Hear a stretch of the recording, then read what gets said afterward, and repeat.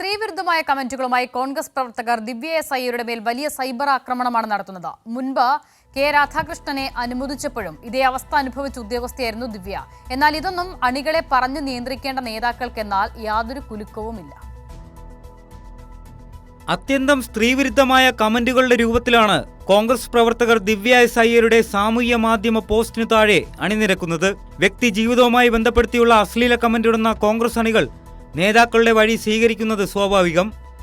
സോപ്പിട്ട് പതയ്ക്കുന്നത് സൂക്ഷിച്ചു വേണമെന്നും പിന്നീട് ദുഃഖിക്കേണ്ടി വരുമെന്നുമുള്ള കോൺഗ്രസ് നേതാവ് കെ മുരളീധരന്റെ ഭീഷണി കലർന്ന പരിഹാസവും ഇതിനോട് ചേർത്ത് വായിക്കേണ്ടി വരും. മുഖ്യമന്ത്രി പിണറായി വിജയന്റെ പ്രൈവറ്റ് സെക്രട്ടറി ആയിരുന്ന കെ രാഗേഷ് ആ സ്ഥാനമൊഴിഞ്ഞ് കണ്ണൂർ CPM-ന്റെ നേതൃസ്ഥാനത്തേക്ക് വന്നിരുന്നു. തുടർന്നാണ് കെ രാഗേഷിനെ അഭിനന്ദിച്ച് ദിവ്യ സാമൂഹ്യ മാധ്യമത്തിലൂടെ രംഗത്തെത്തിയത്.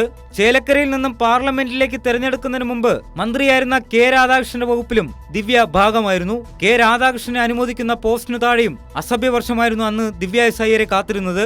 ഇതൊക്കെ തന്നെയാണ് 1.5 വർഷമായി താൻ അനുഭവിക്കുന്ന മാനസിക സംഘർഷത്തിന് കാരണമെന്നും ദിവ്യ സാമൂഹ്യ മാധ്യമ പോസ്റ്റിലൂടെ വെളിപ്പെടുത്തുന്നു.